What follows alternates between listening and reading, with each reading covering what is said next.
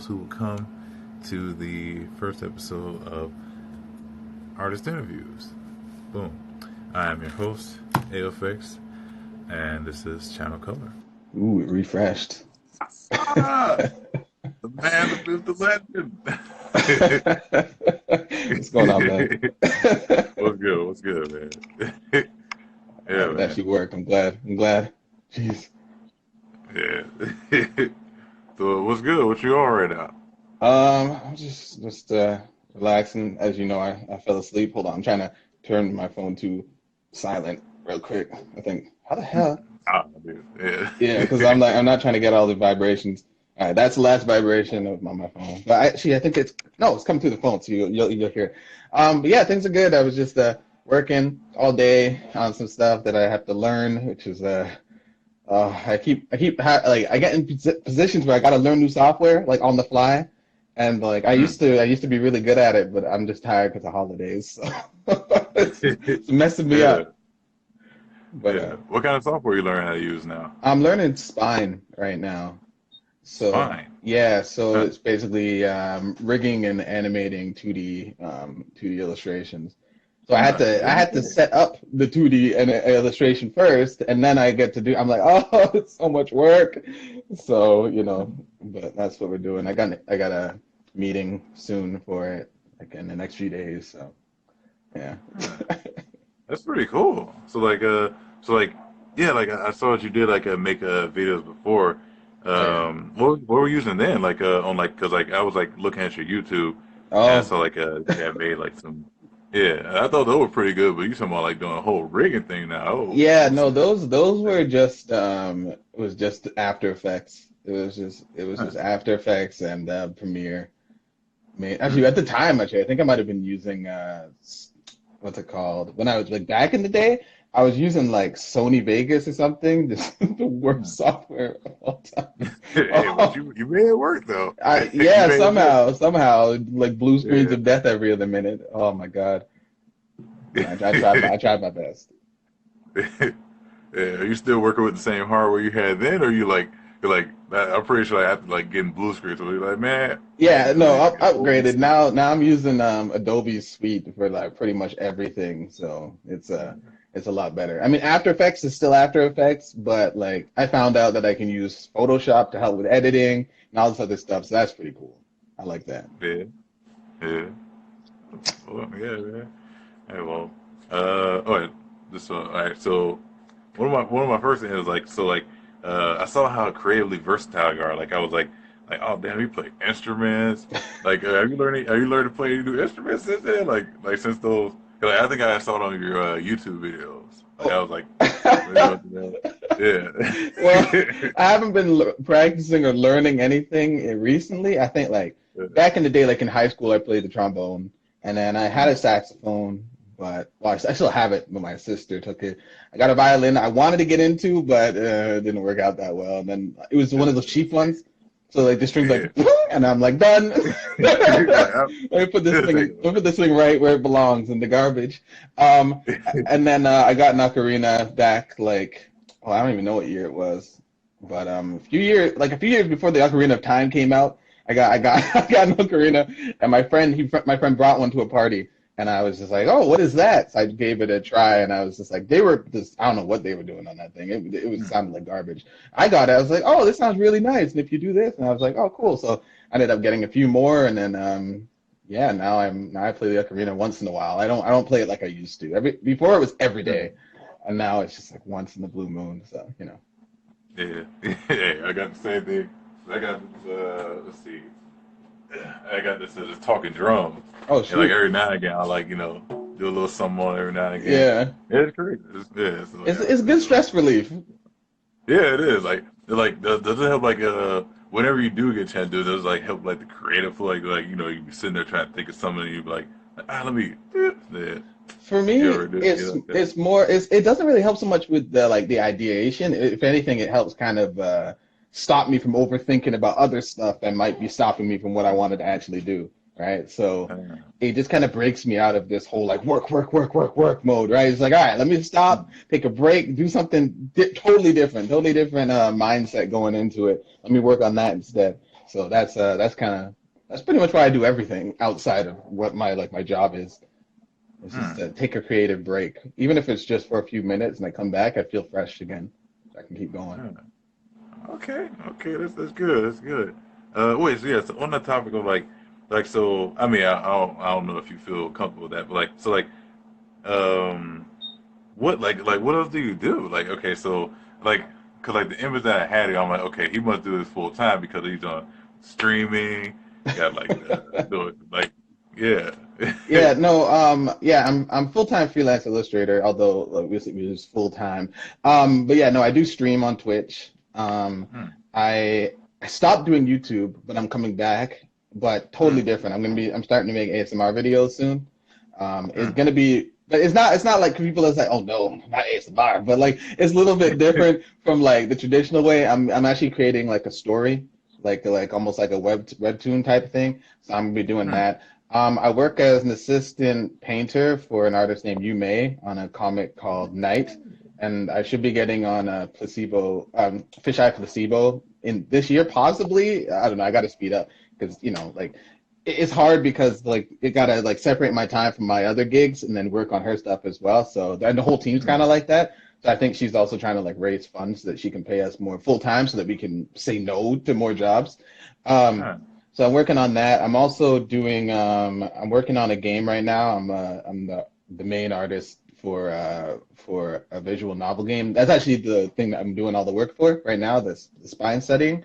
So I'm working Yeah. on that. That's kind of like that's actually local. So like I go out for meetings and stuff to meet the team here.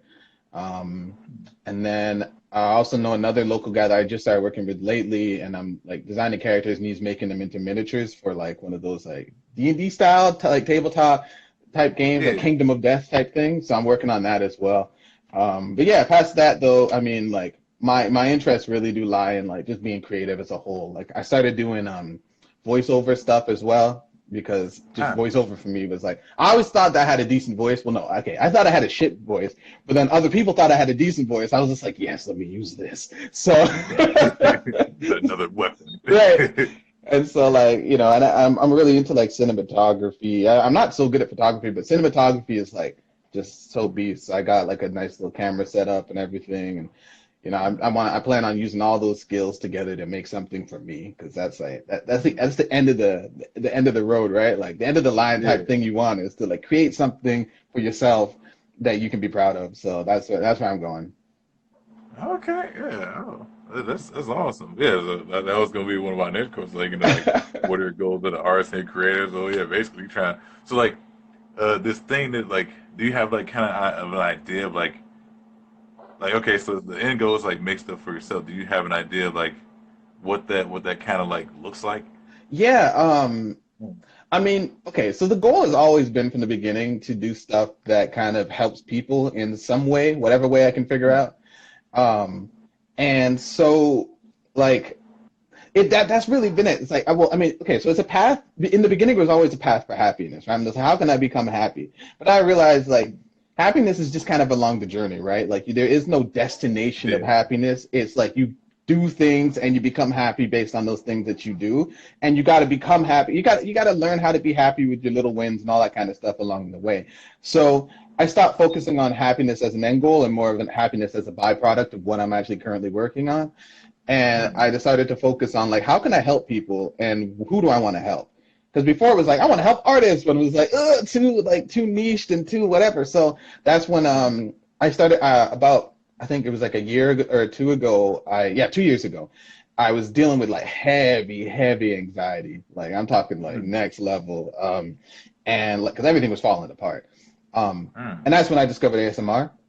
And at first I was just Hmm. like, what is this weird stuff, right? Like the first time I was all like, yeah, this is weird. I don't want to be part of this, blah, blah, blah, right? And this is like a little bit before people started like accepting it. And then Hmm.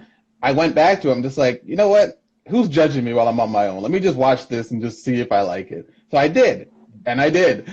And I became friends with a few people in the community, and I just really appreciated like what it had done for me because I was able to sleep again. I was able to study and focus. Like I was just able to live. I was like, I want to get back to this community, but in my way. I don't want to come on there and be like, "Hey guys, welcome to this." what? Like, no, I don't need to be doing none of the stuff that they're already doing because I'm sure all, like my friends and people in the community, they got that stuff on lock. I want to come in there and be like, look, guys, I'm a storyteller and an illustrator, and I'm kind of crazy. I have ideas out like all over the place. This is how I want to make my series. So I decided I wanted to help people. Well, I guess help them with their self-esteem, help them sleep, and they all work together. And just give them a story. Give them a story that they can keep up with, enjoy the characters of, and the world. And because, sorry, I'm going on the tangent, but like, oh no, go ahead. When I was I can't even say younger, but I was a bit older. I think it was it might have been One Piece that did it for me. Or Hunter x Hunter, because Hunter x Hunter is huge for me. But One Piece was one of those shows where I tried to watch it, and like, oh, this art style is disgusting. I'm never watching this again. I left. And then I came back later. I'm just like, you know what? Let me give this a try. Again, the same thing with ASMR, right? Like, let me give this a try. Obviously, people love this stuff. Let me see what it's about. Why do people like One Piece so much? I sat down and I started watching it, and I just fell in love with the world. I'm just like, this is like, it's a world. And it's like, the author, he's able, or the mangaka, he's able to like show you things and give you messages that are happening in the real world that you can connect with, and characters that you can connect with as well, based on your own personal experiences in your own life, because they all come from so many different struggles, and you really feel connected to them, and it's like you don't want to leave. You want to go into this world and learn more about it. You want to know what these locations are, who's who, all that kind of stuff. And I realized, I'm just like, I love the fact that I was able to kind of explore and be a part of that world, and I kind of wanted to give that to people as well, like create a world that people could be a part of and be like, I don't want to leave, right? Yeah, I feel you on that. Wow, okay, wow, like, see, like I heard ASMR, but I was I really like dive into like that. But now you got me into. I'm like, hold on, like after this, I might have to slide in, like check that out. Well, if I can give you, because a lot of people they jump in and they end up finding like the weird stuff, right? It's like, here, boob towns, and you're like, oh, what it? But if I can give you a recommendation of somebody to actually watch that I think might like change your opinion if you had one, it would be someone named Goodnight Moon. Goodnight Moon. Yeah. Goodnight Moon. Goodnight Moon is my favorite. She does a lot of other random stuff, but she has an ongoing series as well called Babblebrook. It's about this place called Babblebrook, and it's just, wait, is it called Babblebrook? I'm pretty sure it's called Babblebrook. But anyways, at least that's one of the places Babblebrook in.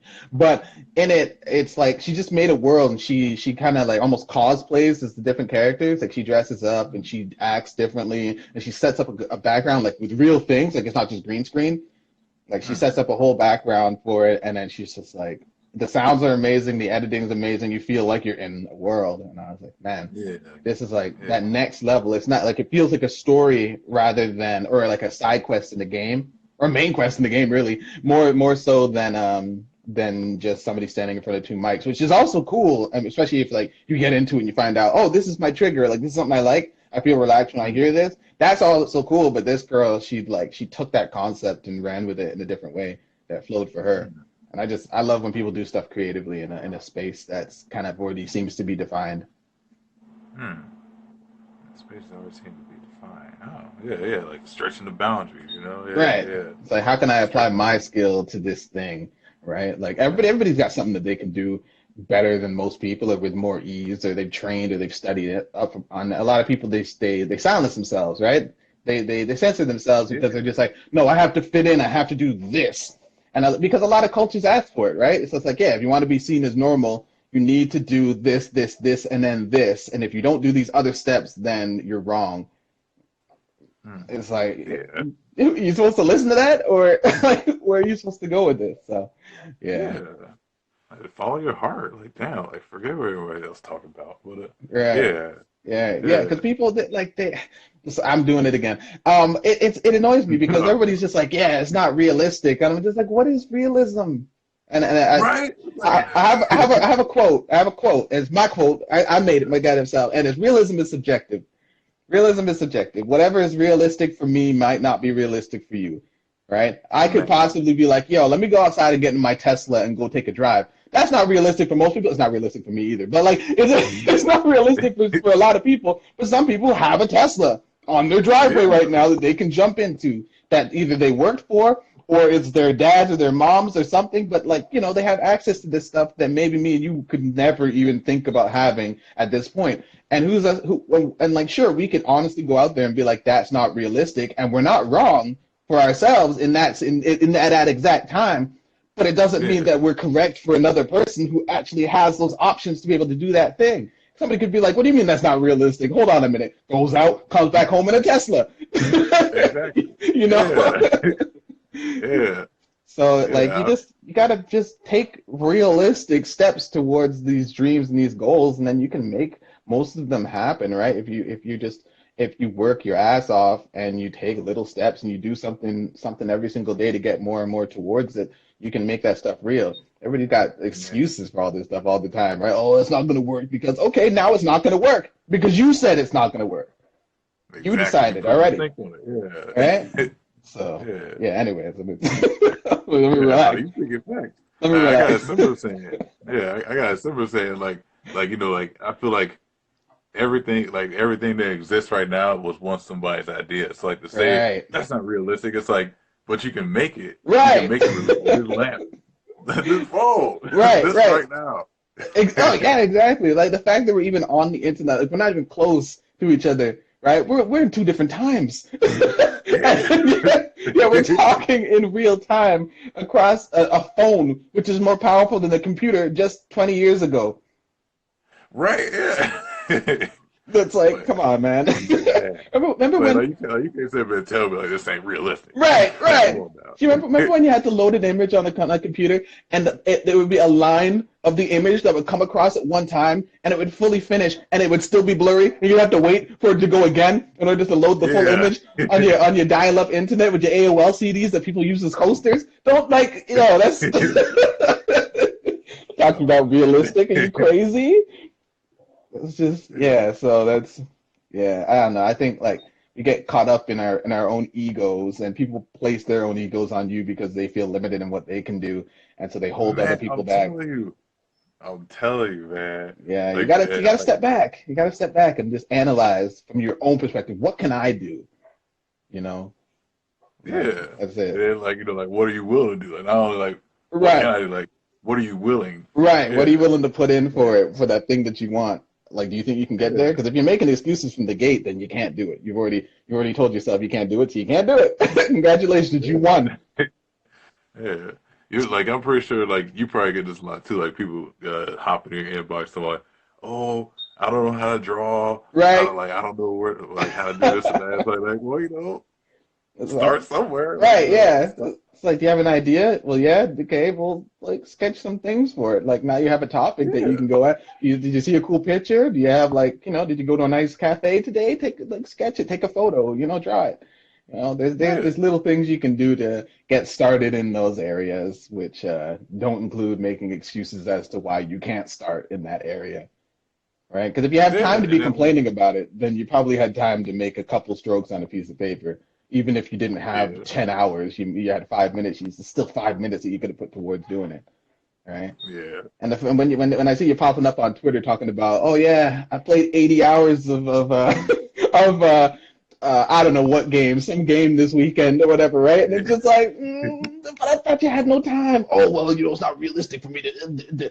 It's like, all right, I get your duties to your game. Realistic for 80 hours. Right. It's realistic for 8 hours on the game, though. Right. Like I see you getting all that gear in World of Warcraft. I know that stuff's hard to get. Right. I see you putting in work in those raids in Final Fantasy, but where's this thing that you said that you wanted? Where is it? Where's the product? Right? What are you actually doing? So it's funny like that. Yeah, I feel like sometimes people just like want to feel bad for themselves. Sometimes, like they want to have something to be like, oh, I'll never be able to do this. They like, I'll give people some advice, and then they'll get mad at me for giving them advice. Right. I've had that. You actually want it. Right. Yeah. And also, I think too, there is. I'm pretty sure this is scientifically proven, but there is like a chemical that's released. It's the same chemical released as if you've done something, like it's like you've succeeded. When you talk about doing something, you feel like that's why a lot of people say, like, if you have an idea, don't talk about it until you're doing it, right? Because if you come up and be like, yo, I got the greatest idea on earth. Yo, listen, it's going to be like two basketball players, but they got swords. And you're like, oh, wow, that sounds kind of cool. After they told you about that, now for some people, they get this euphoria, this feeling of like, yeah, this is real. And it almost takes away from the energy that it is like that they need to put into doing the work because they've got that same feeling of like, I've already done it. And it actually stops people. So that's why I like, especially like at the beginning stages, I try not to give at least too many details about what I'm working on. I just try to do stuff now because if you talk about it too much and you're not actively doing it at that moment, that's why I like Twitch streaming because I can go on Twitch. I know I have to do work or else, people are going to leave, but I can talk about it because I'm literally currently working on it. So that feeling doesn't knock me off track, but it's happened to me. I've been like, I got a cool idea, and I'll tell a bunch of people about it, and then by the end, I just don't even have the motivation to do it anymore. That's facts. Yeah. Damn, I never thought about that. Like, cause like I gotta think about that too. Where like I'll be like talking about ideas so much, and then like when it's time to actually come sit down and do it, I'm like, I don't feel like it. Yeah, yeah. It's because you've already burnt out that excitement, that whole initial boost. What we should do in those moments is just sit down and be like, let's get started. And then you talk about it after you're ready to launch or show something, right? Like, because like if anything, that's more exciting, right? Like the idea is great, but like if you can sit down and be like, hey guys, check this out. Like I made this thing and you show what you worked on, that's even more exciting in my eyes. Yeah. It's harder to get there sometimes. Yeah. So. Hey, well, we'll see. If there's a will, there's a way. Right. Exactly. There's a way, man. Yeah. Yeah. So like nowadays cause you're working with a lot of eggs right now. Like it's like 20 different eggs, Yeah. Like do you have any time to do like let's say somebody hop in the DMs like, hey, let me get I need a commission for da da da. Do you still do them or like do you be like nah, I don't really got time for it? Or how do you feel like you do? I mean, that happens, right? Some people want commissions and I don't have time at that moment. So if anything, I'll just be like, I can't work on this now, but if you want, like, we can work together after I finish this or this. Some people when they slide in the DMs, like, yeah, I got $7 and I want you to draw me this. I'm just like, yeah, like, it's like, leave it on red. Well, maybe not red, but hey, you got to come with about $33 more. Right. If you had a couple more zeros to the end of that number that you just gave me, and we can possibly work together on this thing, but probably not. Right. So, like, oh, I was just a big fan. Yeah, that's good. But yeah, like I try to actually cut back on personal commissions just because I mean, as much as I love working with people in general, personal commissions are like they're the most annoying things on earth. They're so annoying because it's like you're doing a lot for a little, right? Because you can't charge an individual person as much as you would charge a company. And also an individual person, they usually have their heart and soul into this character or thing that they want, right? So a lot of the time you'll meet people who will hound the shit out of you for this thing but sometimes you have people that are the opposite. They won't hound you at all. Like, yeah, do whatever you want. You're just like, there's no balance. Right? Whereas with an art director, you have a little like, yeah, we want this. This is exactly what we need from you. And also, we've got a really big budget. And if you you can't upset me because this isn't my character. I'm just doing my job, right? And so you don't get weird personal responses from people. You just like, all right, let me do my work. But with an individual, sometimes they're like, yeah, I got this character and he's got like 4 legs and he's got like boobs on his back, and you're just like, why is this real? Why? Oh my God! Poor creature. All right. Right, so that's why sometimes it's just nicer and also, I mean, you can work on a bigger gig for a longer amount of time and still kind of have the same amount of money that's coming in from it. Yeah. So it's that's usually like the little things is like if anything, I would rather just make my own content and then sell it on the side and have it come in as residual. Wait, is that what it's called? Yeah, residual. Not residual. I just call it like side hustling. Yeah, but have money coming in on its own, basically, on the side, right? Like, Yeah. Creates an income. Yeah. Boom. Yeah, diversify your income. That's what I'm trying to do right now with my stuff. I'm still at the beginning stages of it. My friends, like my friend Susan Micah, she's way better than me. Like she created like brush sets, and she has like special brush sets for Clip Studio and everything that she came out with, and like packs for Photoshop and everything. And and then also her print shop, and then she's doing conventions in New York and stuff like that. Passive income, thanks me a latte. That's one of mine. So right. So that's what I'm trying to do right now. I'm really trash at it, but I think the best that I have right now is my Twitch community, which Milate is from. Like having subscribers on there and just being able to go on there and do my work, like work on whatever I want to work on, and then have like people subscribe to me and have money coming in every month, or at least whenever Twitch feels like you're paying me. That's been like my favorite approach. It's still more hands-on, but because you got to be there to receive, but it's still like it is still in its own sense like a style of passive income. So Yeah. yeah, so It's because you have a good pulse on your fans, like Milani, right? yeah, Milani, yeah. shout out to you. Yeah, but that's good. Like I imagine, like having that like brings your fans a lot closer to you, man. Like Right. yeah, Yeah, it's I mean when it comes to Twitch, like Twitch is its own animal, right? Because like a lot of people feel like they can just kind of jump into it and just be like do whatever, and a lot of people can, but I do feel like unless you're coming in there with like mad fame already and you can just be awkward as hell, a lot of people they have to figure out how to be entertaining in some sort of way. And so I don't really feel like the art that I produce on stream is like the greatest ever, right? I mean, some people might disagree or people might agree very greatly, but I feel like it's more about the personality that you bring to your streams. Like if you ever came to one of my streams, I'm absolutely off the wall. Like at least at the beginning. At the end, I'm just like, all right, guys, I'm tired now. Let's just. But like at the beginning of the streams, I'm yelling and screaming and cussing people out and upsetting people and just losing it because I'm like, let me bring as much positivity to this nonsense as possible. And it's people have been like supportive of that to the point that they're able to be like, hey, here's money that I don't need to give you. yeah, take All this. right. So it's been an Yeah. interesting ride, although this week has just been terrible because getting back off the break and I'm just like I don't know how to work anymore. So I gotta Oh shake off the rust and get back into it. man. Yeah, take it off. You'll get back to the groove. Don't worry about it. Yeah, I hope You got so. Well, yeah, I have no choice. So yeah. let's make This this. is the way. I can't. Yeah, like I can't not. So like let's make this real, right? So yeah, let's. Oh, man. Oh man. Hold on. Let me. Yeah, I got some. Got a couple more. See. Okay, yeah. 'Cause I've been going on tangents and going off topic. No, no, no. I love it. I love it, man. Like your personality is very like you're very full. I would say in a way. Like I got that sense of that when I was just watching.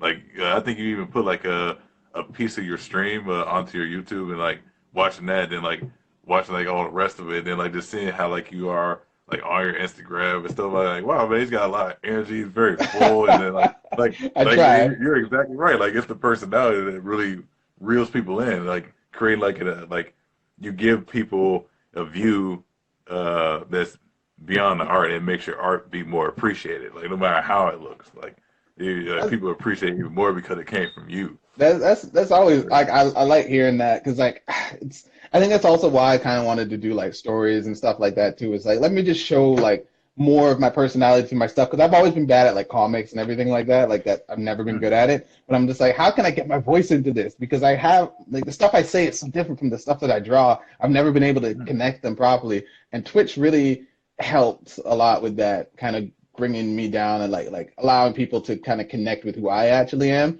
even though they see me drawing these cute girls in nice fashion, right? They got a moment to kind of connect with that.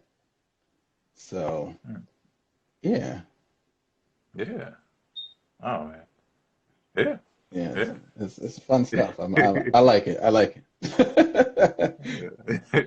So like yeah what was it guys man so like it seemed like you're like me in a sense where like you can appreciate like all different forms. Like I saw like you did like on your Instagram story, you had like you were like shouting out like it wasn't like people of the same type of art style. It was like whole different spans of art styles. Who've been some of your like your biggest inspirations as of recently? Like recently. yeah, like Okay, well, so it's weird because obviously we all get influenced by everybody. At the same time, I try not to hold on to people for too long outside of like my friends, because like for me it's more about the personality behind the artwork than the artwork itself. But that being ah, said, okay, that being said, makes sense. Spider-Man Into the Spider-Verse is the greatest thing I have ever seen ever. I I'm can't even telling you. like I can't relax. I watched it a few days ago and I watched it on Tuesday and I can't relax. I can't. I don't even want to be here, right? I want to go back to the theaters and watch it again. We could do the interview from the theaters. Let's go on a trip because like I just oh my God. And I think the reason why I liked it so much, right, and this is going to kind of lead into what you just said, was because it was so different. They didn't try to conform to be one style. They weren't like, all right, we need to make sure that this is the style that people remember and know, right? We're not trying to be like, oh, let's make it look more like the old Spider-Man, or let's make it look like a regular Disney movie or a Pixar movie or whatever. They're just like, let's make this our own. Let's make this cool. Like it's almost like they looked at it and they're like, what is the coolest thing that we can do? Everybody, give us your cool ass ideas. Like, what kind of cool styles do you have? Because I was looking at some of the artists that worked on the movie, and they all had Mm, very distinct and very different styles, but they were all kind of stuck in that edginess, right? Like, there's a dude yeah. named Farik Art. He's from Montreal, I'm Mm, pretty sure, and he had the super edgy style to his work. He's the one that created this cool French animation. He did like a trailer for it. What was it called? It was something about like these dudes. They all had like spray paints and like and they were like I can't remember what the shit thing was called. But one of his buddies actually, because I remember they used to work together all the time. He was one of the guys that worked on the movie, right? He was one of the mm, earlier guys with Sony working on the movie. So I do feel like a lot of these dudes that worked on that, they gave them that freedom. And actually, that's also why I liked ArenaNet back in the day. ArenaNet mm. was really good for that. They're the guys that made Guild Wars. They were really Mm. good for it Oh too wow. because Okay. they also everybody that worked at ArenaNet had their own very strong, distinctive styles. And the studio nurtured that. They let them work on their own stuff. They let them work in their styles. And Mm. so you see, like some people they go into like a studio and they come back out looking like they worked for that studio. Everybody at Mm. ArenaNet came out looking exactly, if not just better versions of themselves when they came out. And in all the promotional videos, there was a video for Guild Wars 2, I think it was, that had like all the different environments by different artists. Mm. Every single one of those environments was drastically and vastly different from the other because they weren't forcing them down this pipeline. They just allowed them to do what they do best and show it Mm. off in their style because that's how they visualize that thing the best, right? Mm. So Yeah. yeah, so that's so yeah, when it comes to like inspiration though, like on the right now, I mean yeah, it's mostly my friends. Like Sosa Micah for one, she just does just ridiculous. She does this ridiculous stuff, right? My buddy Manic Realm, he's doing filmmaking stuff, but he just jumped back into art. My stupid best friend Chinny Art, she's always amazing. I mean, if anybody knows that Mm. nonsense, she doesn't need no damn shout out.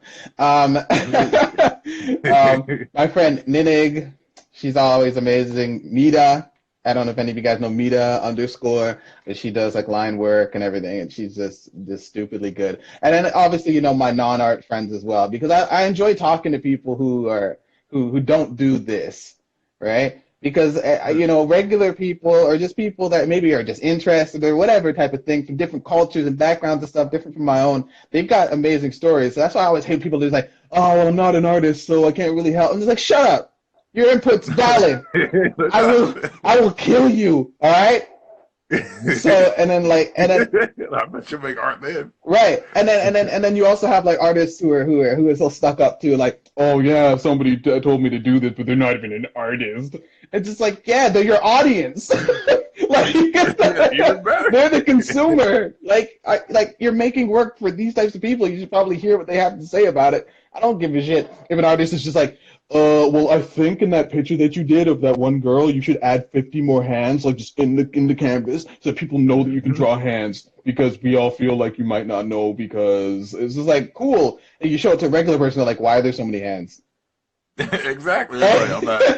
I don't actually want to buy this now. I'm gonna put my credit card away. But congratulations on making something that has no message behind it, but is technically fire, right? Nobody cares, right? You gotta open up and listen to people as a whole, right? We're not just making Yeah. it. It's like actors only making movies for other actors. That'd be the dumbest thing in the world, right? They know that they have an Yeah. audience of regular You people, know, no right? one knows what's going on Right. except them. Right, they're just trying out different acting techniques for only other actors and everything. They're only screening the movie to actors. Like, it just doesn't make any sense. So, that's why you kind of gotta open your ears and listen to what people say about this type of stuff. And that's why, like, regular people inspire me just as much as like, your big time artist. Hmm. Oh So. yeah, that's deep. Like, who are some regular people? Like, well, yeah, actually, you did list. Wait, they're artists too, right? Like Yeah, the the ones the ones ones I that listed, sing. well, the ones I listed are artists, yeah, and just regular Okay. people, just like my friends, and then like my community on like my Discord community from Twitch and stuff like that. Like those Nice. guys inspire me all the time to just keep Yeah. working, keep going forward. But yeah, it's just like that. Like people doing outside stuff, right? Like Yeah. photographers and like people that fly drones professionally, and like I mean I just recently started riding electric unicycles. I suck right now. I'm still falling all over the place. But like I met a bunch of people from that community, and they're telling me like how to get better at it. And I'm just like, yo, these are like the fundamentals of life. Like they're just like, yeah, you gotta relax and you gotta clear your mind and not let outside stuff think like hit you and make you like lose your confidence. You have to overcome fear of failing Hmm. and falling. Like they're like, you need to understand that you're going to fall and it's gonna hurt, but you can get back up and you can keep going again. I was like, why does this sound like stuff I needed in all the other areas of my life? Like it's exactly the same. They're like, yeah, don't let a fall shake your confidence, and don't let not falling be the reason why you don't reach your goal. I was like, what the hell? So like, It's a life course. right? And this is and then you think about it, you're like, oh no, it's to ride on one wheel. That's like they're telling me how to ride on one wheel right now, right? I was like, oh, what? So that's so like different communities like that. Like I joined the longboarding community. I cycle like every day if I can. I couldn't today. It's too ridiculous. The snow was flying like this, and I was like, I'm not going Oh, out there. geez. Um, but yeah, so like I'm a part of a bunch of communities that are outside. I was part of the Japanese community for a long time, Hmm. but I left that because it got weird. Um, All right, so I'm not the only one. I'm not yeah, the like only one. I was just like, oh man, I dive too deep. Every time I dive too deep into a culture and I learn too much about the culture and the people, it's always the people that ruin it. I'm like, oh, why is this part of your culture? I don't like that thing. Like I love the land. Like I went to Japan and I absolutely Hmm. loved it, and the people there were so wonderful and so nice, but it didn't stop me from seeing the underbelly. And I was like, oh no. Oh, man. I like Oh, no, if I no. didn't if I did not have this foreigner privilege, I wouldn't have been as comfortable. I don't think. Like it would have been like if I was like forced to have like for people trying to like force things onto me, so I would have to conform to certain aspects of the culture. I would have had a Yeah. really garbage time. And I think also if I were to have tried to join the workforce as well, because that's when you kind of have to start following the directions that people are going. If I had to do that, Hmm. I think the whole appearance on the outside of like, yeah, let's go to Japan, Shinjuku, oh, right? Like that stuff changes a lot, right? You're like, oh, this is how it is, right? And I mean, no culture is perfect, and that's why every time I learn about a culture, including my own, I'm just like, oh. So now I stop putting people up on pedestals because it's too easy for them to get knocked back down. Yeah. Yeah. It's Oh, man. it's one of those things, man. Like I remember looking into like learning about Jamaica, and I'm just like, I'm never going to this place ever again. I was like, What turned you off about it? well, I mean, the high murder rate is one of the first things, That could right? I was definitely just do it, like, right? oh, I'm just like these guys are killing old people. All right, I was like, what the? Like, most places, right? Like, people, they get killed, but it's like they're all part of like some sort of gang thing. They're all like Yeah, young and everything. And like, oh yeah, like, oh, this person had money, so I stole it. Like, but for the most part, older people are just like, yeah, I lived through that, and now I'm just gonna live until I retire. Not in Jamaica. no, No, they're like, no. oh, cool, you live in the countryside where it's safe. Let's go out there. Like, oh no. I'm like, how is your Oh, crime rate so high and this place is so small? So, that was so high. It's right. like they was all It's packed all yeah, together. it's all concentrated. You can just spin in a circle with a machete and just like yeah, oh my God, it's terrible. Kill about 20 people just off that. Ah. Right. I'm just like, yeah, I'm done with this. I don't need to go there. But yeah, whatever. Yeah. And Like, then where's some other places you travel to? Like, I so mean, you went to okay. Japan, So yeah, right? I went to Japan. I've been to Jamaica back in like '93. Uh, Canada was the place I traveled to. I was actually born in England, so Canada was my first trip as a baby. I was 4 when I came here. So I've been to Canada. I've been to the States. I went to Chicago, Florida, because my grandmother lives there for some reason. I don't know why. We need to get her out. I've been to Kentucky. That was oh my God, that was hilarious. That was just a funny place. Anyways, and where else have I been? Yeah, Chicago, which is nice. I've been a few places around Canada, but not too much. I used to travel because I was in the school band with the trombone. So yeah, I used to go to a few different places that way. So that was always fun. I've had a stopover in Vancouver, but I've never actually seen Vancouver, so I want to change that because it seems like a beautiful place. What other countries have I been to? I don't even know. I think that might be it. I'm probably missing somewhere, but yeah, I think that's it. Not too many places like overall, not as many as I want to go to, but I'm planning to. I want to go to Berlin for TwitchCon. So I want to do Berlin, and I also want to do like the Netherlands and like a few other countries like in that area, and like Sweden and stuff to go see friends and stuff and eat food. Yeah. And, like Portugal as well is on my list of places I want to go. Okay, okay. We'll see. Uh, We'll see. I gotta do well on my work, and then I yeah, can I can use said there you cash go. to travel. Yeah. Oh man, that's good. Like being well traveled. Like because I just recently started traveling. Like the first place I went to outside the country was Cuba, Oh, and nice. like yeah, like I've been to like a lot of places like in the United States. Like I've been to uh Miami, some other part of Florida I can't remember the name of, Hmm. St. Louis, New Orleans. New Orleans is beautiful. If Oh, it weren't for nice. the flooding, I would have moved there. Yeah, that's understandable.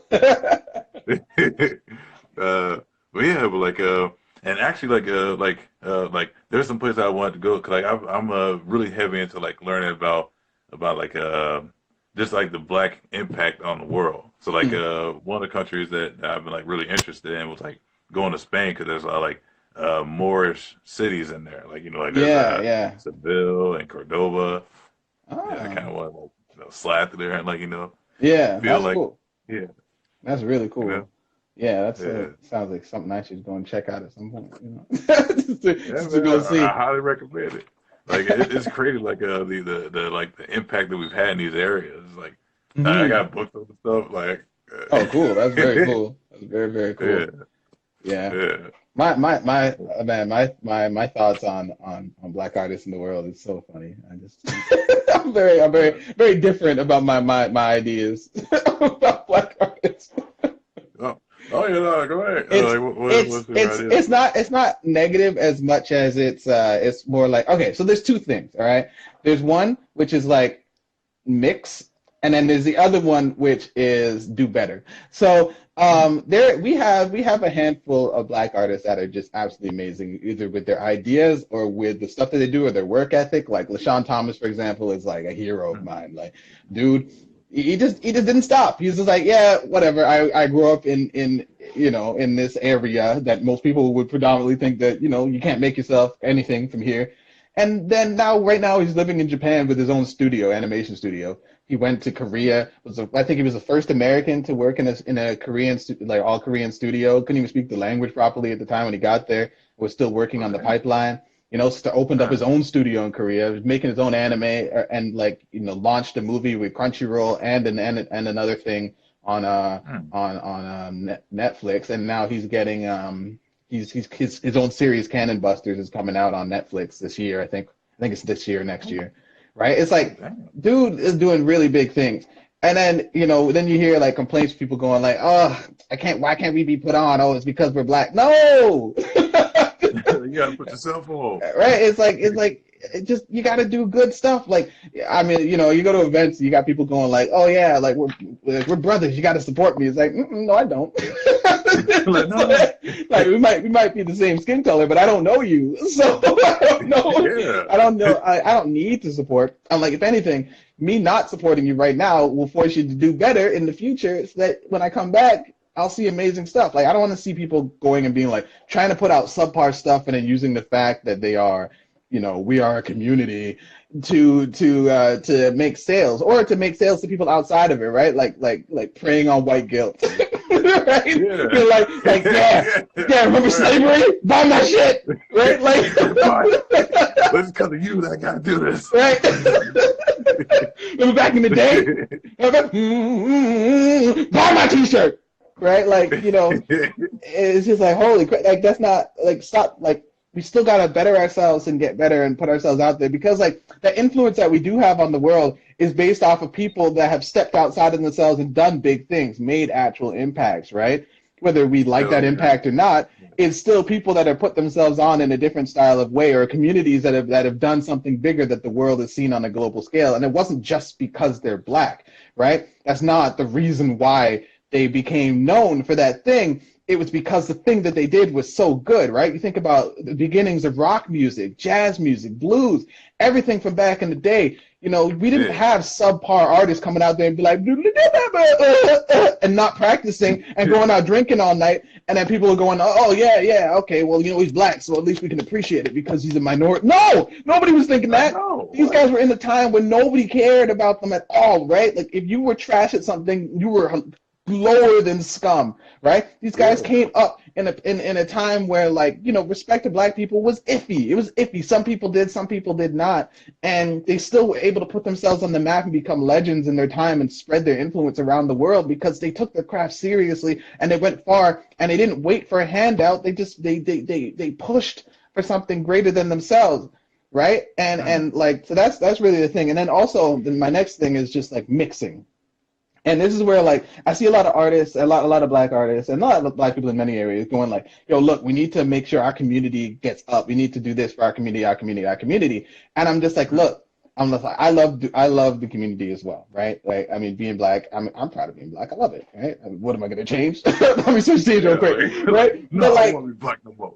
right, yeah, I'm done with this. I am a Caucasian man, right? But like, I know as well as you know that shit's not happening. So the next step and the next thing is like, I feel like we already have so much influence on the world, right? In terms of like just the way that things, like, look at K-pop. People are like, K-pop's the greatest. I love it so much. Right? Half the songs that are in K-pop are just remixes of tunes and beats that black producers made, if not just actual mixes from black producers that are living there or freelancing undercover. Like, people don't know Pharrell's been making music in Japan and Korea for years. We're like, "Oh, Pharrell's making a song with this artist. Oh, that's so weird." He's been doing it for 20 years. You just didn't know. I didn't even know that. Like, he's been over there, right? Like Nujabes, for example, right? He's been working with, well, like back when he was alive, rest in peace, but like back when he was alive, he was working with black rappers and black producers and DJs and stuff like that from back in the day. Like, he worked with them for ages, right? And like, they just cross cultures, right? And so I feel like instead of trying to pull everything and be like, yes, we are one community, and close off, and I hear the argument, "Oh, well, Asian people have their own community." It's like, what the look, right? People jump off cliffs. Like, if somebody jumps off a cliff, you're gonna jump too, right? Like, you don't have to think about it that way. I feel like we've missed the chance to segregate.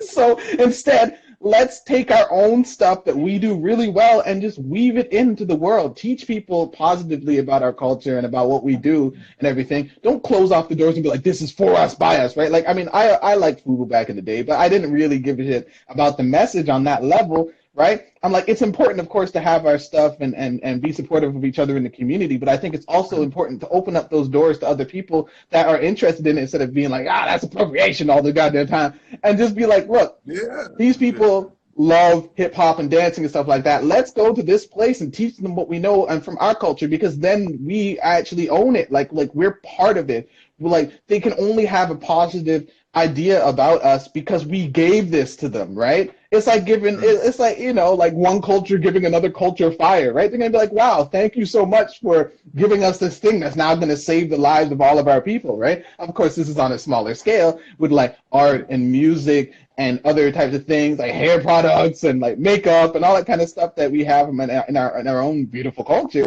and culture, since Black people are not just one people as people seem to think for some reason. But like, we have so many different cultures and so many different things that we can do. It's like, I don't understand why everybody's always so forced and so focused on being like, yo, just us, for us. We all need to come together and like keep these people out. This isn't for you. This is for us. No, man. Open up. That's how you make even more. That's how you make. Right. Yeah. Open up those doors, mix it up, and teach other people about what we can do, right? And become a part of those communities, right? Because if you don't do that, then you have people literally stealing from you and taking credit and growing bigger because, like, because it's like, I mean, when you think about K-pop, for example, like K-hip hop, right? It's just like, oh, look, this is rap light, right? Oh, this is a way less dangerous version of that gangster stuff, right? You have people like, oh, I hate rap. I hate hip hop. I hate pop. And then they go over and they're listening to the same type of music in other countries that is literally just borrowed, if not already created from people, right? Whereas if we just mix with them, right? Like, hey, yeah, we were inspired by them. They were inspired by us, right? Like, we don't need to close those doors like so many people are trying to do all the time. We can open up the doors instead, learn about people, mix, and whatever. And because I see it too often, right? People are like, oh, yeah, you want to be this. Like, no, I'm just mixing the knowledge. The internet exists now. I have friends from these cultures. I learn from them. I mix it with my own flair and the stuff that I know from my own personal experience, which is different from your personal experience, right? And I made something new, right? Why should I cut things off? I had, and the reason why it upsets me, I had this one artist. He was supposed to be the best artist in my city. His work was trash. And dude comes to me and he yells at me. I was drawing purple girls at the time. Purple, all right? It's not even a real color for people. And he's just like, oh, I see that there's a lack of representation in your portfolio. I'm just like, I've got Black people in there. He's like, yeah, but not enough. I'm just like, what does that mean? He's like, you to say. Right. He's just like, yeah, you need to draw white people, blah, blah. Oh, no, you need to draw only Black people because our community, blah, blah, blah, blah, blah. I'm like, look, bitch, all right? I'm like, I go to a school where I'm friends with the Asian kids, the Black kids, the white kids of all different cultures, all different backgrounds, all different places. Why do you need to force on me what you consider to be your perfect world? I'm like, what are you, like, what is this, a repeat of the past? Look, you will never be that. You'll never be able to create what some of these dictators and stuff were trying to create when they're just like, yeah, it's all about the one race, right? Like, how did that go last time? All right, how did it go? Because it wasn't worth it, and people died. Lots of them died, and it was not good, right? So to be like, to use our outlet and be like, oh, if you are this skin color, you can only draw that skin color. No, why don't we just draw and create stuff that represents what we know, right? Like, I grew up multicultural. I love it. I love learning about different cultures and stuff like that. Why can't I celebrate that multiculturalism with my work, right? Why am I forced into this, like, this little shelf where they're just like, yeah, you must only do that, right? No, like, just put people on, man. Yeah, like, I don't believe, like that whole, like calling yourself a Black artist, I feel like already you're starting to pigeonhole yourself and, like, being like, okay, now I gotta look at everything from the perspective of you're a Black artist. Right. Right. Man, it almost feels like a disability at times or something, right? It's like, oh yeah, I'm a Black artist. Oh my God, I'm so sorry. Right? But nobody else has to call themselves. Yeah, I'm a Chinese artist. Oh my God. People are like, no, you're just an artist. Shut up. Right? Like, hi, I'm a white artist. Hi, nice to meet you. I'm a white artist. White artist, everybody. Like, nobody's doing that, right? It's like, so it's just like, yo, just be skilled enough, right? Tell strong enough stories, have a strong enough impact with your work, believe in yourself, and tell your own things, right? Because, like, you're from the States, but, like, were you born in the States?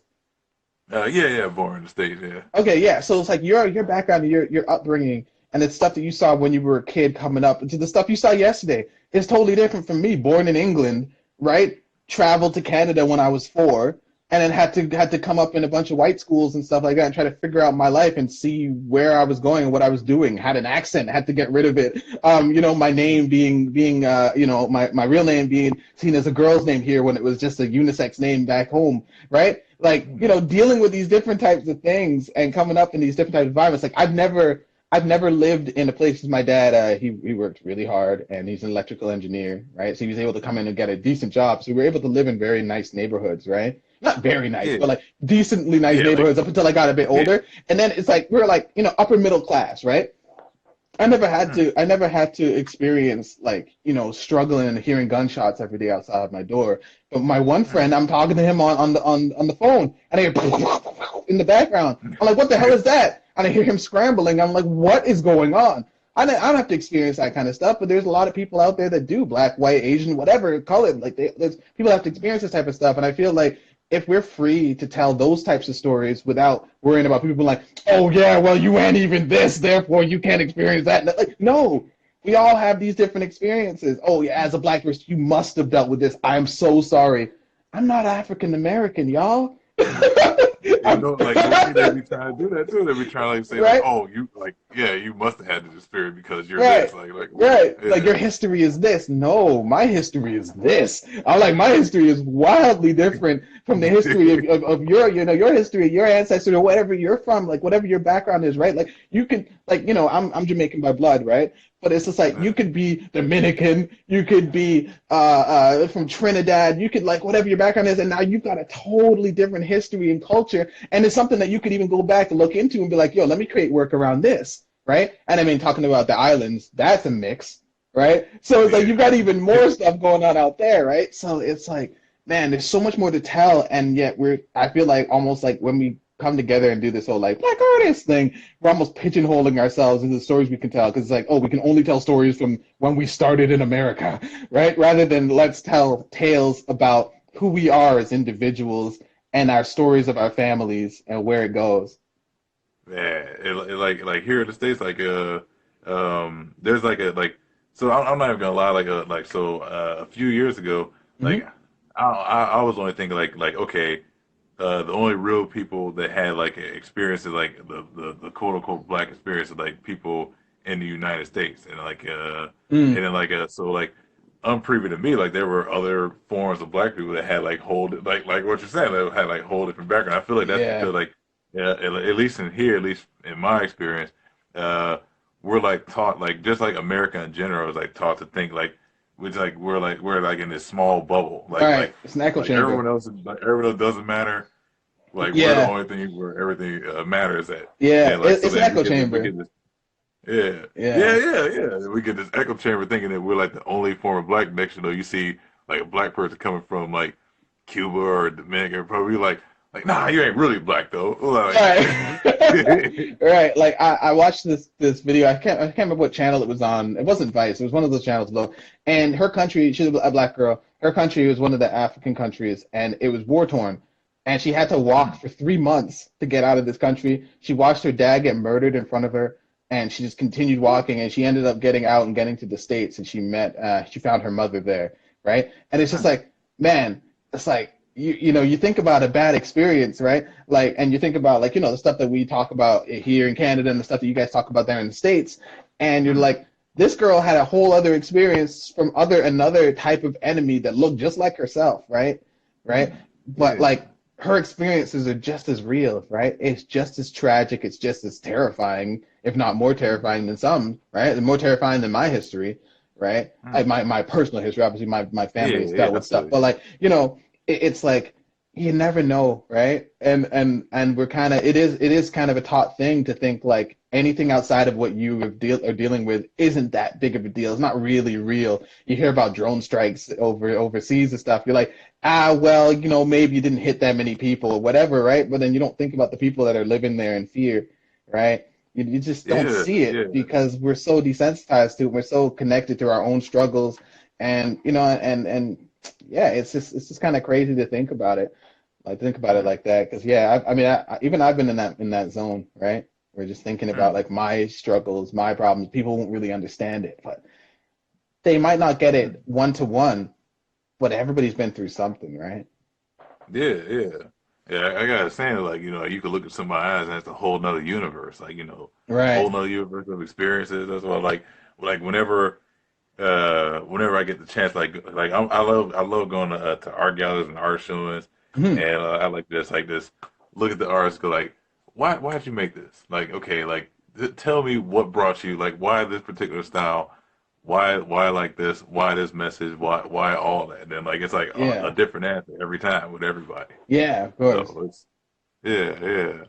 Um, And it's all based on oh those experiences, man. It's all based on like what you see is kind of like experiences mixed with like learned behaviors as well, which is man, based in communities or where you're from. This kind of stuff. It's really interesting. People are yeah, interesting yeah. and annoying, but interesting. Yeah.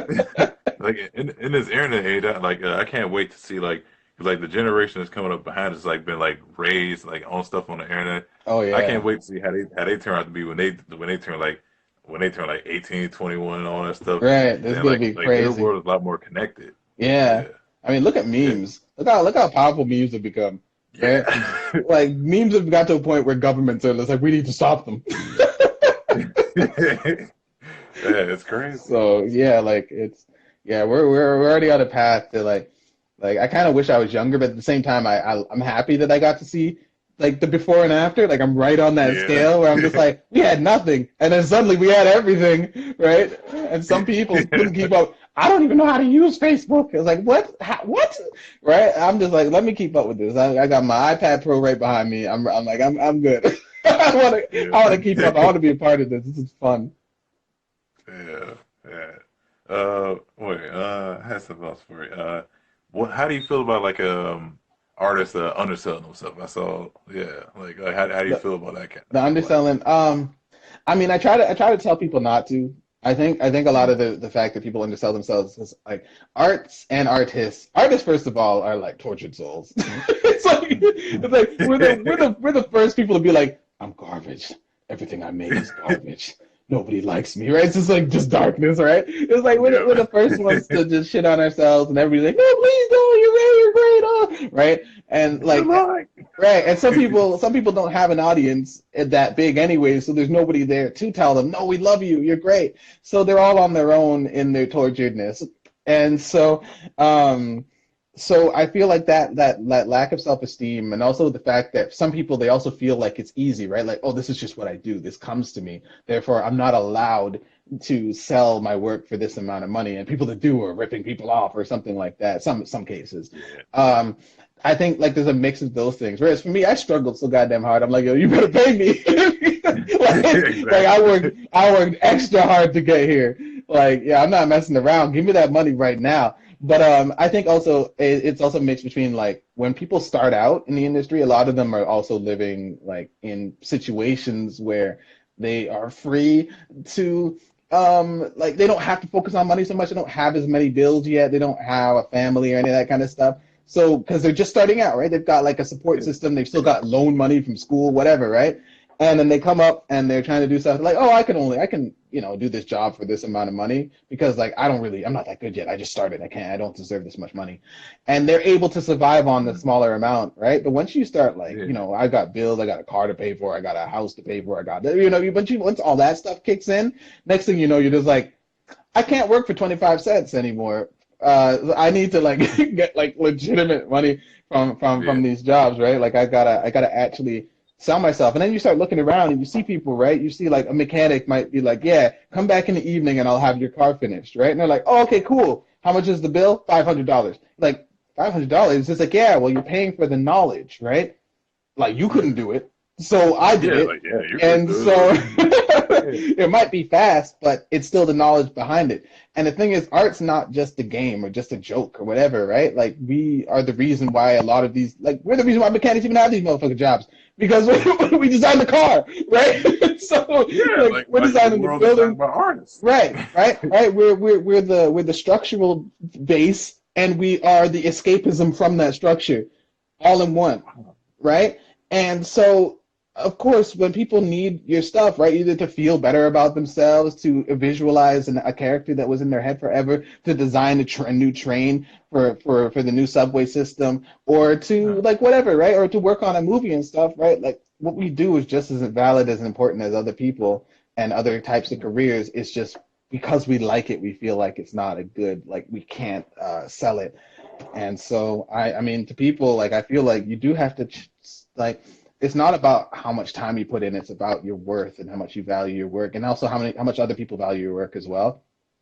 Right? If you're Yeah. in demand, then you're in demand. You got to start charging those prices, right? I can understand not wanting to rip off an individual, right? I can understand being like, I don't want to charge this dude that works at the coffee shop $500 for a sketch. Like, I don't want to do that. But if you're working with a company, right? Like you got a big ass company coming at you, right? They're like, hey, yeah, this is Sony. We want to work with you, right? You don't want to hit them with like, yeah, I'll do it for $40, and because they'll be like, yes, okay, of course, right? Even though they put aside a budget of $25 million for art alone, right? Like you, like you Yeah. never know, right? Right. So yeah, I remember I talked to this one dude back in the day, Mike Butkus, and I remember him telling me he had a studio basically where he did all pre-production work. Like he is like him and then like I think one or two other people, all pre-production work for movies. And he worked on hundreds of movies. And I remember I asked him for advice. And he told me, "Yeah, give me a phone call." I was like, "What? Okay, sure." So I called him, and he talked to me for a few hours, and he was such a nice dude. And I remember asking him about like, so like, how much do you budget for a job? And at the time, I was just like, the most I'd ever made on the job was like 250, like $250. And I was just like, I'm like, and I thought, I'm doing really well. This is great. This guy was just like, yeah, our minimum is $50,000, but we usually don't work for that low. And I'm just like, I'm going home. Well, looks like cool. Thanks for the call. Bye. Right?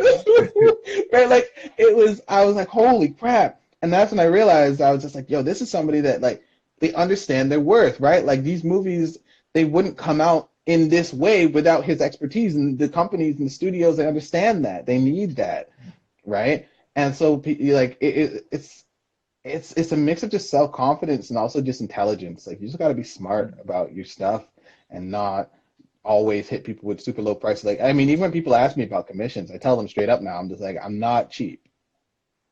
Right? Yeah, like, yeah, if you want to work with me, let's go. But I'm not cheap. Like, don't expect to get work from me that's going to be super, super low price. Like, if I like you, I won't like ream you, but I still have to make sure that if I'm putting in how many hours of this work, it makes sense to me because I have other jobs that I can put time into that'll pay more money in that time. So you need to almost it's like you almost need to banter for that time, right? Yeah. Right? Like if I'm giving you this time that I could give to something else or my own project, which in the long term I hope will make me more money, it's like, why should I choose you to work on your stuff, right? It's like when you become your own boss, you are now the boss. Yeah. Right? Which means you gotta like you're able to do stuff like that. People might think about it as like an egotistical thing, but no, I mean what's the downside of hoping for and striving towards financial freedom? Right? Isn't that something that we should all do? I don't want to be working until I'm 200. I want to be doing my own thing until I'm 200. Right? Yeah. Yeah. Wow. Yeah, that's facts. I don't even know if I answered the question properly, but I tried. Shit. Yeah, I think the answer is in there somewhere. Yeah. It's in there somewhere. Wow. Yeah. So that's pretty good. That's pretty good advice to yeah, it made it don't undersell yourself. Like know what you're worth. Right. Yeah. Sorry, So yeah. Yeah. Wait. So like with like payments, like do you usually get it up front? Like me, whenever I take on a commission, I get it up front. I've even like had to help other artists. Like they'll get online and be like oh yeah, I did work for this person. They didn't pay me. So I hit them up like, hey, so what you know about copyright law, and like help them like get their stuff together so that way they can at least like thread them like, hey, you'll pay right for that. right yeah, no, I usually do like a 50-50 type thing, and I explain it to them. Like this is usually like smaller companies and stuff. I explain it to them like this is why this is safe, like protecting both of us. I'm like, so like, at the end of the day, I'm getting paid, so I'm starting this work. I won't start working until I get that money in my account. Like they're like, yeah, can you throw some sketches? I'm just like, nope. I'm like, yo, pay me Yeah, first, nope. and then we can get started. I'm not wasting a second. I could be working on other stuff. Right? I'm not excited about your projects, right? Like it's like until I'm actually working on them, then I become excited. But in the beginning, I'm not excited about your idea, right? It might be intriguing to me, but I'm not hyped, right? It's not my project. I'm just assisting. I'm an outsider, right? So yeah, so I try to hit them with that, but with the 50-50 type thing and let them know right away, like, hey, this is business, right? I'm not your friend. We can become friends, but I'm not your friend now. Let's get the business stuff out of the way. But when it comes to bigger companies, it's harder because big companies have their own structures. Like I'm talking about giant companies. Like I worked with HarperCollins recently, like over Christmas, and Yeah. those guys, there's no pay me up front type stuff at my level. I'd have to be a lot bigger, a lot more influence to be like, yeah, give me that cash now. And then at the end of the day, if we my friend, like we always have to go back and be like, hey guys, so I know $2,000, $3,000, $5,000 is not that much money for you guys, but can I get paid now, please? And then you kind of got to get on their ass and you got to hound them, right, for your money. That happens with a lot of the bigger companies, like giant companies, because paying you $10,000 is absolutely nothing to them, right? They've got $millions deals on the table that their whole financial department is focused on. Your money's nothing. That's also why when you hound them, it's not personal to them. They're like, oh yeah, we forgot. Let's get this moving, guys, because it's not one individual person; it's a group of people. So you can get on them and be like, yo, pay me like now, and they won't really care. They won't get mad at you about it. They'll be like, "Oh, we'll never work with this person again because they want to be paid fairly." Like, no, it's not gonna happen. It's just you doing your job as a professional, and them doing their jobs as professionals, and being like, "Look, hey, like, I'm sure it slipped under the radar, but I have bills to pay. Can I, get my payment now?" Right? It happens. But yeah, with bigger companies, it's harder to get it up front.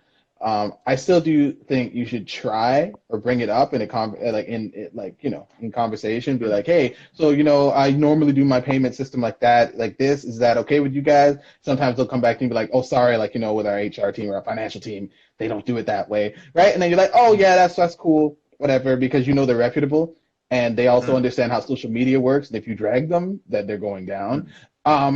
So. Right, right. Throw in your follower number and everything when you're talking to them. Yeah, so my my friends with 70 million followers on Instagram, they would they're really interested in hearing about this project when it comes out, right? And then they're like, oh yeah, of course, yeah, we'll pay you right on time. Right? You gotta throw it around a little bit, but yeah, but when it comes to individuals or smaller companies, stuff like that, you either getting paid all up front or part up front. You don't want to do that work in advance, and because I think all of us have had that moment where we messed up, or we trusted somebody that we didn't know, and they robbed us, ran with our stuff. Oh man.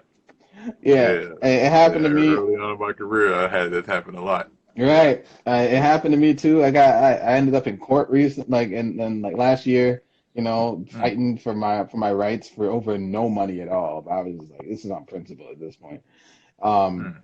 People, even when you do have yourself in the, you got yourself in the rights, right? Like people are gonna try to take advantage of that because they don't respect you, they don't respect your craft, and you got to dunk on them. And show them like, hey, no, like this is my job. I don't care how you feel in this moment. Yeah, you came to me for work. Like you came to the pyramid. Yeah. Right. Like if I did work, right, and now suddenly you've changed your mind, I don't want to pay for it. You didn't pay for the product. You paid for my time, right? Exactly. If I put in this much time, I've lost money doing this other stuff. If anything, you owe me more money now if you're trying to pull out. Right? You owe me money that I could have made working on other projects rather than wasting my time on you and yours. Right. So yeah, that was a big thing at the beginning of last year. Oof. I'm glad that year's over. Last year was such a disaster. It was such a disaster. But this year, I'm on a slow start, but the end of last year was amazing, and I'm hoping that this year will lead into more positive stuff. Yeah, just because you spoke into existence, it's gonna happen. Yeah, let's go. Let's go. Let's go. It's coming. Get the party started. Right. so like so like um do you feel you're successful? Like or do you feel like yeah, like if you could freeze time like in this stage of your life, would you say successful right No, now? no, not yet. No, No. I feel you on that. I feel you. Yeah, I'm like, not, not yet, not I'm yet. like, No, still going. I got stuff I gotta do. I mean, I'm not financially free. I'm still being helped out by my family and stuff, right? Because I changed directions so many times. My problem was I kept on searching. I kept searching for Mm-hmm. something, and every time I'd go down a path and be like, "Oh, this is working well," I'd stop and do something else. And a lot of people thought I was crazy and stupid for it. Even like family, friends and stuff, which I know kind of look at me and are just like, this is the definition of what you don't do in life. This is a failure. And for me, it was just like, yo, I'd rather die than live my life unhappy, living somebody else's dream. I'm like, forget that Feel it. nonsense. So Yeah. I'm like, I took the hits. My ego took a hit, right? Like some days I feel like trash because I'm just like, I'm not like this is not glamour, right? Like, I'm not living it yet, right? Like, sure, I have nice things sometimes, right? But like, I'm being 100% supported. Like my family helps me. Not 100% anymore. Things are working out now, but like, Yeah. I'm being supported. My family supports me, and I appreciate them so much for giving me time and giving me space and to like make it right and still helping me out. And like slowly but surely, I'm starting to get back finally, right? Which is like a big thing for me. As much as like they didn't think that at first, right? They're like, "Oh, you just want to take," and I'm like, "No, I just don't have anything to get."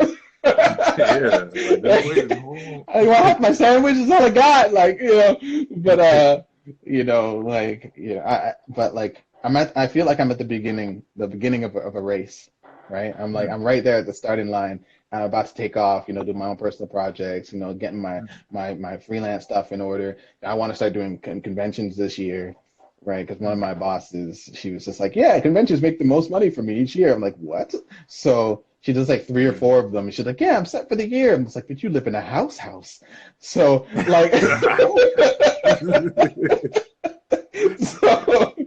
so I'm trying to do more things, and once I get that series out there, I know it's not going to start off big. I'm not going to drop and be like, "Yeah, 1 million views." Like, it's not going to happen. It's going to be like 3 people, right? But I know that I have to do it. Like, I know I have to go down this path, and if I take other like detours along the way, hopefully those will just all kind of contribute and help out the end goal of just freedom. But that's always been it, man. It's always about that freedom.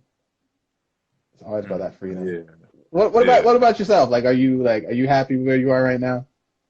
Uh, nah, man, nah. So like for me, like like one of my main goals is just to be like, uh, so like when I first started consider myself a professional artist, Mm, I guess you could say, I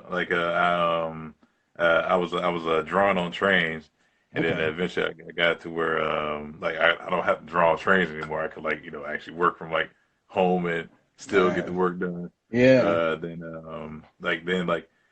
once I switched to doing fully digital, because at first I was doing it like with whatever tools I had. Like I had like fabric paint markers and a few canvases that I had from like back in school, Oh and I wow. was like Yeah, rocking yeah. out like that. Just a Yeah, hustle, man. Repurpose yeah, hustle. That's what it. yeah.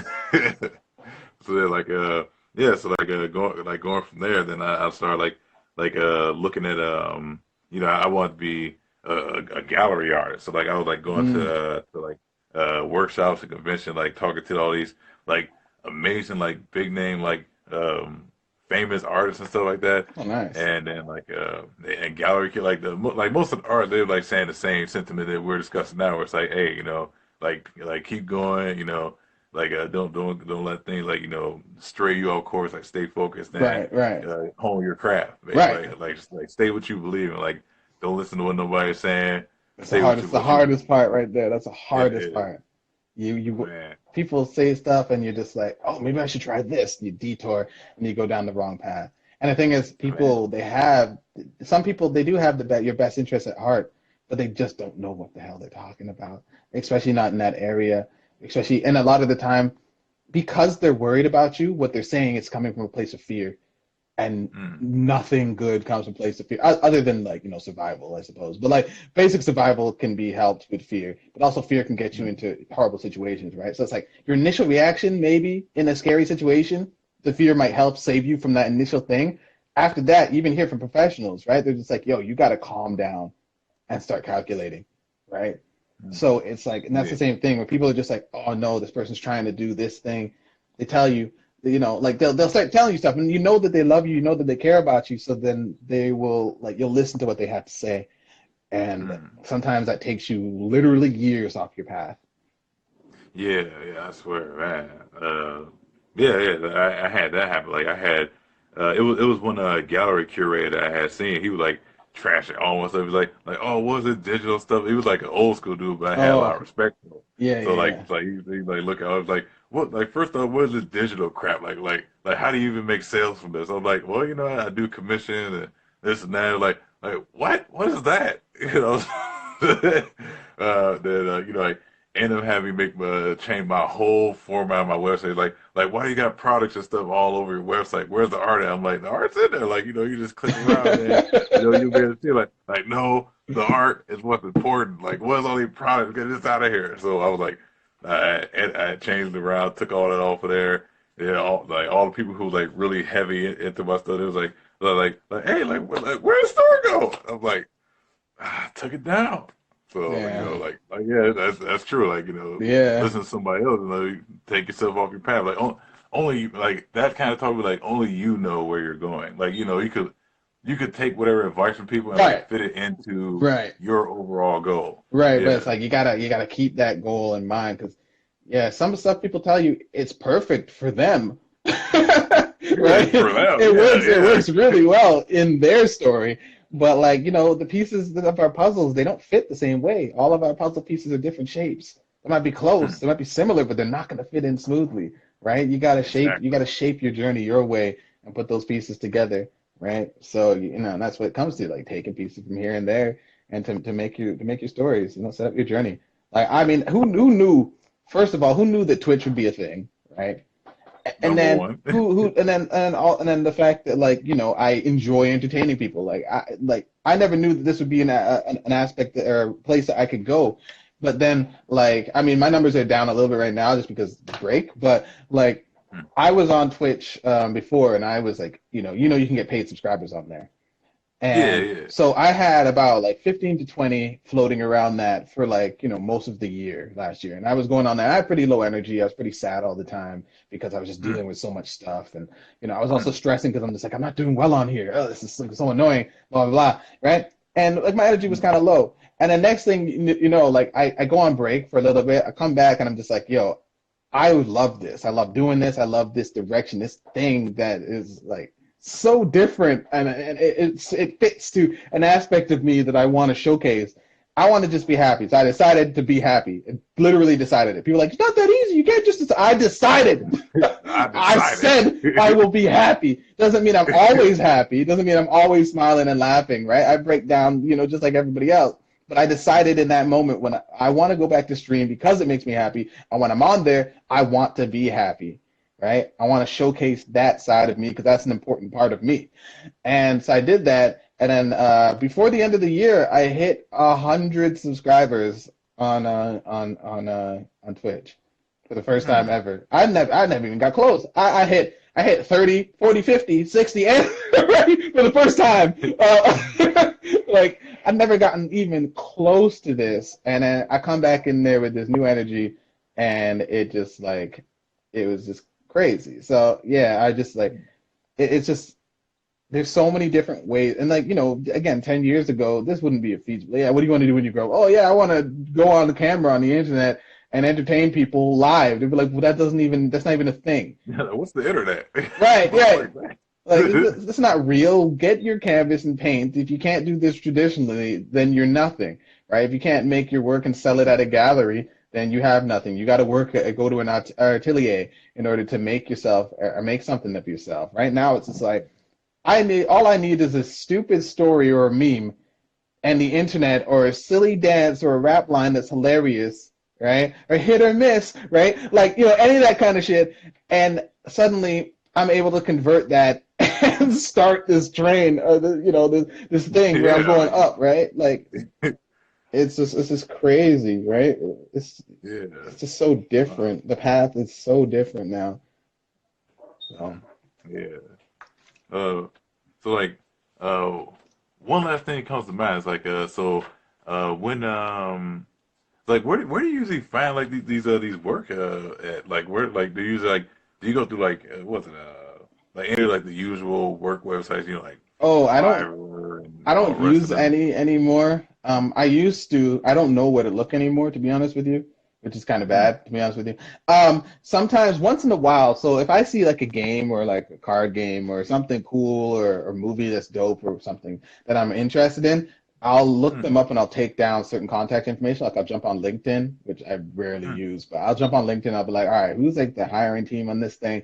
Or like what is the contact email, or let's go like there's this game that came out, card game. I was like, let me go and check out like if they have a submissions page on there or something like that, right? Let me go and check that out, and I'll go look, and then I'll put them like into like a little file that I have, and never email them because I don't have time. But like, but like that's kind of like what I do now. It's almost like a cold call technique, right? Where a lot of people don't like to do this, but it's still relevant. I think you can still get lots of Yeah. contacts. And I'm putting mine together mainly just for in the future when I'm doing other stuff, and I'll be like, hey guys, I want to contact you about working with me. But like I'm taking the yeah, for the time. most part these days, it's more just the fact that I'm putting myself out there, and I built a bit of like a snowball, right? I mean, actually, I mean, Hmm. my whole thing I've been doing on Instagram today has been snowball effect, right? But it's a bit of a snowball, right? You got lots of eyes on you out of all like because people are just like, oh, I only have like 40 followers. It's just like, yeah, but how many people did those 40 people know, right? Like you're not just talking to 40 people. You're potentially talking Exactly. if they all know 10 people, like like you know, you've got the potential to reach so many people just based on small numbers, and nobody really thinks about it, right? So, Yeah. and you never know, you do something and somebody loves it and they share it with the right person that's part of their connection, part of their circle. That person might come back and be like, yo, I need to work with this person, right? They connect with you. Yeah, I found you through my friend who did, and this has happened to me so many times. I found your work through my friend who shared your posts, or I found you through this person that told me about your thing. I'm like, hey, nice to meet you. I got a project. I work for a company. I've got a company, right? Next thing you know, we're in talks Hmm. talking about business, and the next thing you know, we're working together, right? And then you do some good work for them, and they're like, "Yo, I love this stuff. I've been telling so many people about you. My contacts now know about you. They have 100 contacts. Each one of those 100 contacts has 100 contacts. It's like a What? web, right? Yeah. And you Yeah. just got to do good work and be positive and be a good person, right? And connect people. Like be the type of person that is on the tip of people's tongues, but also somebody that people want to work with. Maybe your work's not the greatest on earth, but it was such a pleasure working with you. You brought so much light to this project. You were such a fun person that they want to stick by and keep working with you in the future. And then in the end, at a certain point, you don't really need to reach out as much for the types of jobs that you want because there's so many people already still coming at you, right? Yeah. Actually, Yeah. You right. Yeah. Yeah. I watched the video the other day. My friend sent it to me, and in it, it was like a millionaire, self-made millionaire dude in retail or in real estate, and he did a Hmm. challenge where he had to go out and they took all of his money, and he had to go and live in a hotel. All he had was a laptop, a rental car, and what was it? And in a hotel room and a phone, Hmm. and he had no money at all. And oh no, he had $50, 50 pounds for food. Hmm. And he had, I Okay. think he had 1 week before he would get evicted from his hotel room. Hmm. And he had to make money to stay in this hotel room. And he had to go from scratch. And he managed to make, I think it was like $8,000 in a week based Oh off of, shit. because it was all about his knowledge. Like he knew what he was doing. And he said in the one part that like when he walks into a room with 100 people, that if they all know this many people, then he's like, I look at it and there's 40,000 people in this room. There's not just like 40 people. There's not just 100 people, right? Like he's like, Hmm. that is a lot of people that are in these rooms whenever he walks in. So when he talks to people, he's always making sure to connect with them and then connect through them. And all of the sales he was making were connected with other people. And by the end of the thing, he got an investor to pay for a loan that he put down or pay for a thing that he put down. Like he was like, I'm going to buy this thing, but he had no money, Hmm. and he got an investor to pay for it instead and gave them a deal. And then and he was working through them. So and then he's just like he's on the beach after right at the end, right? Because he's still a Hmm. millionaire. And Yeah. And he's like, my phone's just pinging. He's like, I'm on the beach right now, and I've just made so much money right now from this place that we're living in. We've got people booked for months. I think it was like 3 or 4 months of fully like the place that he bought. It was fully booked up, Mm. including with other partners that had come back and wanted to work with him on other locations that he had bought as this fake Mm. person. And he didn't have the reputation of a millionaire, none of that kind of stuff. So it's it's possible, right, to come up from nothing. And also, I think it's also important to look at your tiny numbers, even if they are small, and be like, just because I don't have a million followers doesn't mean I can't make money. Doesn't mean I'm not successful yet. I can, like, I got to look at this and leverage my site. Now I'm speaking to myself too, because I'm very much the type of person to look at my numbers and be like, oh, only 10,000, right? Right. Like, oh, my friends have 90,000, right? But somebody with 100,000 followers might still be getting no work at all. And somebody with 100 followers might be leveraging all 100 of those followers at all times and be making that money, right? They might have connections to everybody outside of it. You never know, right? The outside, it just like Yeah. media makes it look so glamorous and different. But people are making moves with much smaller numbers because you don't need huge numbers. You just need one person or two people or five people that are willing to work with you for an extended period of time, and that sets you for a full year. Yeah. Huh. Yeah, So, I never thought about it like that. That's really good info. Yeah, that's like really good perspective. 'Cause yeah, like you said, like, we all go through that. Where we're just like looking at our numbers, going like ah man, like but this guy over here got this. Why can't I right, get that? right. I got the Like bigger cake. But yeah, like, I, cake is this big. They got right, what's right. that? And I mean, you look at Yeah. YouTubers too, right? And there's a lot of people saying like the list of like Forbes people who made the most money. Even the YouTubers that are huge were just like, that's hilarious. Like, we know for a fact that this other person made like 80 times more money than I did last year. Like, all I was doing was making videos. This person was leveraging their base, right? Like, think about, Yeah. like, what was the name? Michelle Phan, for example, right? Like, back, she was big, but back in the day, she also had her Etsy thing, and then plus her cosmetics by her. I can't remember. It was an M, I think it was. Um, Yeah. Something and like that. so she was selling like top of the line type makeup. I mean, that's what it looked like from the outside. I don't know what the quality of it was, but she was selling top of the line makeup, which was expensive. And then on top of that, she also had a subscription service, right? And she Mm. had tons of people following that subscription service, plus being the face of a brand as well, really helped out for her.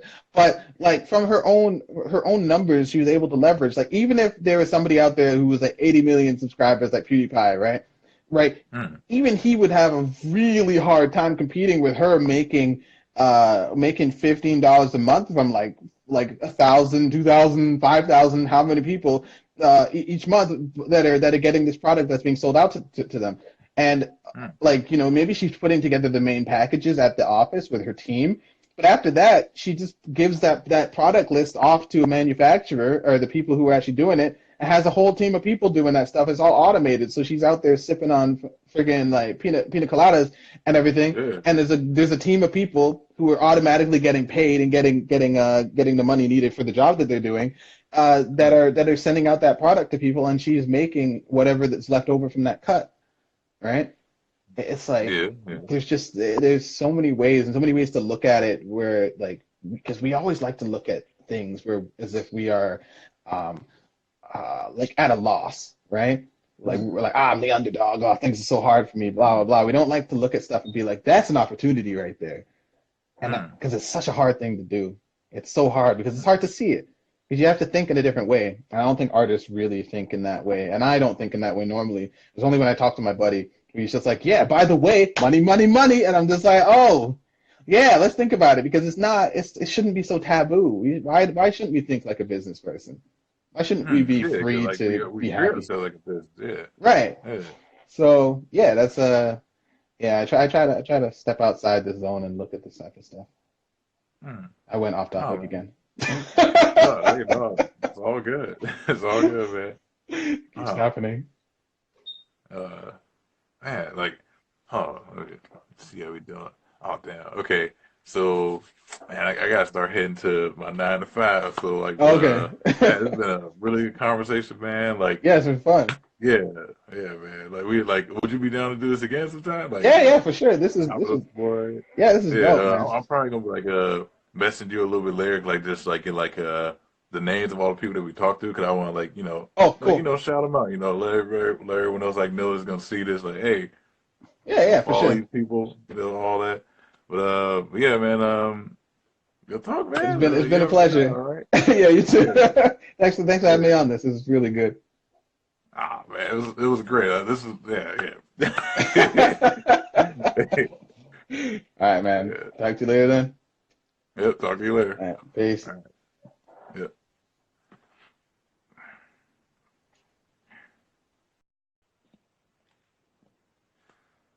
Yeah. So that was Surrogate. CJ, awesome dude. Go ahead and follow him. Yeah, follow Channel Color. We're gonna do more of these. We'll try to like pull in some more people to come and get interviews, whole with different like perspectives and stuff. Um, yeah. Thanks for tuning in. Have a good day.